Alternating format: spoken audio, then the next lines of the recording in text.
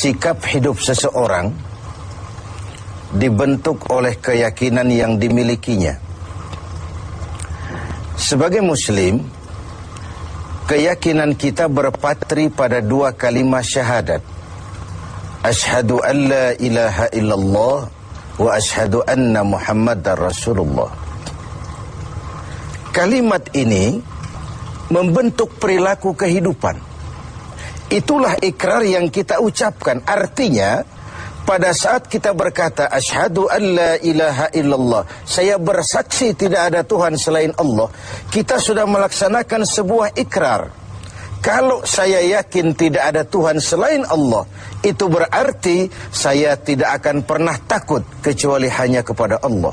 Saya tidak akan pernah menggantungkan hidup kecuali hanya kepada Allah. Saya tidak akan melarikan persoalan kecuali hanya kepada Allah. Saya tidak akan minta tolong kecuali hanya kepada Allah. Saya tidak akan minta rezeki kecuali hanya kepada Allah.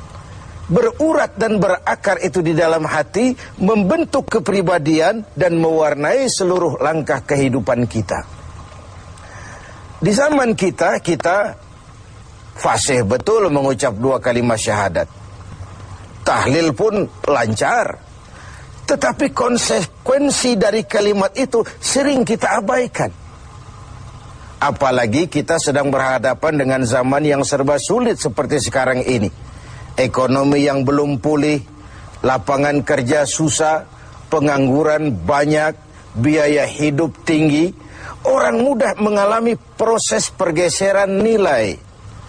Solatnya masih menghadap Allah, tapi kepengen dagangan laris menghadap dukun. Dicampurlah itu, iyyaka na'budu wa dukun nasta'in. Ini kan sudah gaya hidup yang sinkrit. Nah, puasa melahirkan keikhlasan. Kenapa? Karena ibadah ini seperti kita pernah bicarakan tanpa sugesti. Mungkin kalau kita sholat masih berharap dilihat orang. Kita membayar zakat, kita bersedekah masih berharap dilihat orang. Tapi dengan puasa hanya kita dan Allah saja. Ini harusnya melahirkan gaya hidup keikhlasan. Bahwa kalau kita sudah berbuat, yang penting kita dan Allah saja. Mau dipuji orang atau tidak, mau didengar orang atau tidak, mau dilihat orang atau tidak, yang penting saya sebagai pelaksana sebuah ibadah dan Allah sebagai tempat tujuan kenapa ibadah ini saya laksanakan. Karena itu, pada jumpa kita sore ini, kita akan bicara tentang ikhlas dalam menghadapi kehidupan ini. Sebab bukan saja hanya sholat kita harus ikhlas, puasa harus ikhlas, zakat harus ikhlas. Menjalani hidup ini pun kita harus dengan penuh keikhlasan. Kita tahu bahwa apa saja kalau sudah mulai kita gantungkan kepada yang selain Allah, bersiaplah untuk kecewa. Apa saja kalau sudah mulai kita gantungkan kepada yang selain Allah, bersiaplah untuk kecewa. Nah, ikhlas tentu bukan hal yang mudah dilaksanakan, walaupun sangat mudah untuk diucapkan. Tetapi inilah yang diperintahkan Allah kepada kita. Kalian wa ma umiru illa liya'budullaha mukhlisin. Kalian tidak diperintahkan kecuali hanya menjadi penyembah Allah yang penuh keikhlasan. Penyembah Allah yang berangkat dari semangat keikhlasan. Saya ingin mengungkap apa yang pernah disampaikan oleh Imam Al-Ghazali tentang keikhlasan ini. Beliau menyatakan, "An-nas kulluhum mauta illa al-alimun. Wal-alimuna niyamun illa al-amilun. Wal-amiluna mughtarruna illa al-mukhlisun." Manusia, kata Al-Ghazali, pada dasarnya mati, kecuali orang yang berilmu. Orang yang berilmu walaupun dia hidup, tidur, kecuali yang mengamalkan ilmunya. Dan orang yang mengamalkan ilmunya, banyak yang tertipu, kecuali yang ikhlas di dalam mengamalkannya. Begitulah dalam kehidupan ini. Manusia pada dasarnya mati kecuali orang yang berilmu. Tidak banyak yang bisa dilakukan tanpa ilmu. Ilmulah yang membuat manusia itu hidup, bergerak, berbuat, berkembang, tumbuh menjadi lebih maju.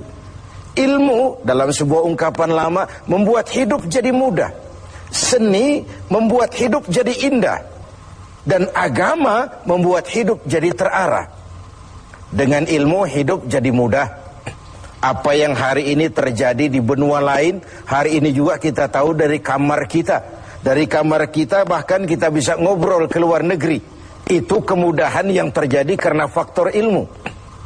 Dahulu tahun 50-an, orang kita kalau pergi haji ke Mekah 6 bulan. Kita sudah lupa dia baru pulang 6 bulan. Yang ada cuma kapal laut, sementara Mekah Madinah unta. Sekarang orang berhaji cukup 1 bulan. Kemajuan ilmu yang menciptakan Boeing memotong waktu 5 bulan. Ruang dan waktu sudah bukan masalah. Manusia mati kecuali yang berilmu. Orang yang berilmu, walaupun dia hidup, tidur kecuali yang mengamalkan ilmunya itu. Nah, orang yang mengamalkan ilmunya banyak yang tertipu. Merasa sudah banyak karyanya, sudah banyak ibadahnya, sudah banyak kebaikannya.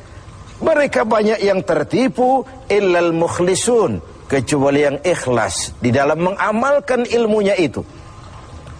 Ikhlas itu, itulah roh dari amal yang kita kerjakan. Amal tanpa ikhlas, jasad tanpa roh, mati nilai amal kita. Nah, dan iblis itu luar biasa. Sehingga Nabi katakan, iblis masuk ke tubuhmu, menggodamu melalui saluran darahmu. Persempit jalan masuk iblis ke tubuhmu. Sahabat bertanya, dengan apa ya Rasul? Dengan zikir dan lapar. Saya ingin mengulangi hadis ini. Iblis masuk ke tubuhmu, menggodamu melalui saluran darahmu. Persempit saluran masuk iblis ke tubuhmu. Dengan apa ya Rasul? Dengan zikir dan dengan lapar. Jadi ketika kita melaksanakan ibadah puasa ini, kita mempersempit ruang gerak iblis.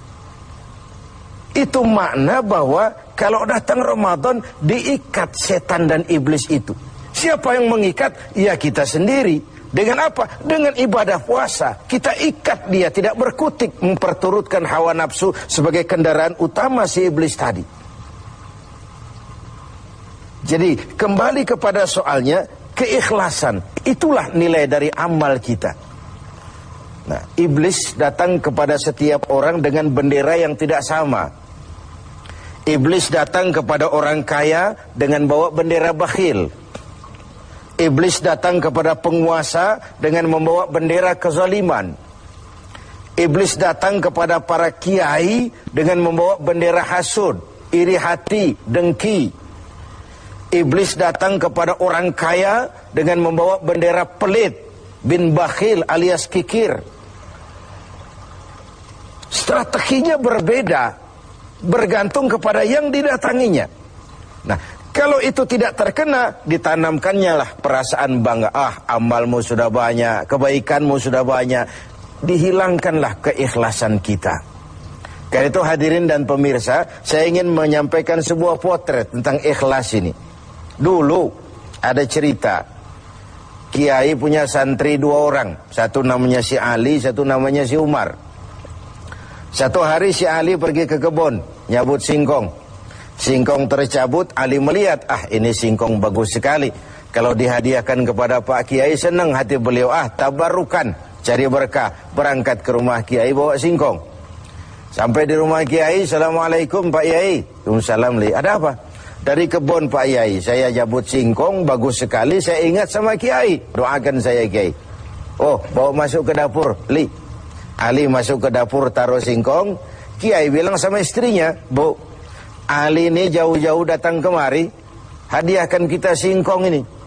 Pulang kita kasih apa dia? Kata istrinya Kiai, Bang, ada seekor kambing di belakang, hadiah pengusaha temporary sama kita.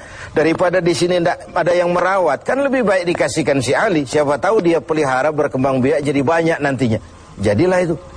Ali permisi mau pulang, kata Kiai, "Li, saya hadiahkan kau seekor kambing. Peliharalah, mudah-mudahan membawa berkah." "Terima kasih Pak Yai." Pulanglah Ali dengan kambing seekor ini. Di jalan pulang ketemu temannya si Umar. "Dari mana kau, Li?" "Dari rumah Kiai, Umar." "Itu kambing?" "Dikasih sama Kiai." "Kenapa kamu dikasih kambing?" "Enggak tahu, saya datang cuman bawa singkong ke rumah Kiai, pulang dikasih kambing." Si Umar nih otak dagangnya jalan. Kalau Ali saja bawa singkong dikasih kambing, bagaimana kalau saya bawa duren? Jadi mampirlah si Umar ke pasar beli duren 3 buah, dibawalah ke rumah Kiai. "Kiai, assalamualaikum." "Ada apa, Mar?" "Duren Kiai, ikhlas karena Allah, ikhlas Kiai, silakan."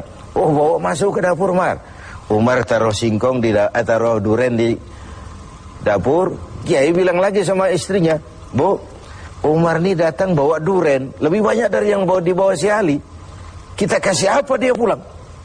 Kata istrinya Kiai, "Abang nih kambing seekor pun sudah dikasih Ali, Bang. Sudah nggak ada apa-apa lagi di rumah." "Gitu ya?" "Iya." "Jadi macam mana?" Kata istrinya Kiai, "Begini sajalah, Bang. Ali tadi kan datang bawa singkong. Lalu Umar nih daripada pulang tangan kosong, sudah singkong Ali saja kasihin si Umar." Begitu. "Iyalah." "Ya jadilah." Umar permisi mau pamit pulang, kata Kiai, "Mar, ada singkong, kamu bawa pulanglah, saya hadiahkan sama kamu, rebus, mudah-mudahan bawa berkah buat kamu." Pulanglah si Ali bawa singkong nih kan. Jadi ini sebuah potret betapa si Ali yang ikhlas bawa singkong dapat kambing. Umar nih yang punya target, bawa duren 3, pulang dapat singkong. Nah, jadi ini sebuah cerita bahwa apa saja kalau sudah kita mulai bukan karena Allah, bersiaplah untuk kecewa. Itu dulu, barangkali adik-adik ada yang akan mengajukan pertanyaan. Silakan. Assalamualaikum warahmatullahi wabarakatuh. Salam. Ustaz Kiai, ada yang saya tanyakan berkenaan dengan ikhlas. Pertanyaannya, bagaimana contoh orang yang ikhlas dalam berbuat? Ya, contoh orang yang ikhlas dalam berbuat. Saya ingin menyampaikan sebuah cerita saja, tapi agak vulgar. Tapi ini agak mendekati ya. Orang yang ikhlas dalam berbuat itu, mohon maaf, barangkali agak mirip-mirip orang yang buang air besar. Ini saudara-saudara, kalau pagi buang air besar, ikhlas enggak? Ikhlas kan? Apa pernah ditengok-tengok? Enggak pernah. Apa pernah berharap balik lagi? Juga enggak. Walaupun malam habis makan enak, makan sate, buahnya anggur, apel, besok pagi dibuang, ikhlas. Enggak begitu jatuh terus ditengokin, jangan-jangan satenya ini. Enggak, sudah ikhlas, kurelakan kau pergi. Begitu kira-kira contoh orang yang ikhlas dalam berbuat. Ini maaf ya, contohnya agak vulgar, tapi saya pikir itu yang agak mendekati. Kalau sudah berbuat ya sudah diikhlaskan saja, dilepas. Karena ikhlas itu kan artinya selamat, selamat dari noda, selamat dari kepentingan yang selain Allah, bersih dari kepentingan yang selain Allah. Nah itu yang kita inginkan dalam berbuat. Dan puasa sekali lagi melatih kita untuk menerapkan sikap-sikap ikhlas. Kan kalau sudah kita puasa, yang tahu cuma kita dan Allah saja. Bukan karena ingin dipuji orang, bukan karena ingin disanjung orang, tapi karena melaksanakan perintah Allah berdasarkan keikhlasan. Mudah-mudahan puasa ini semakin mendorong kita menjadi orang-orang yang ikhlas.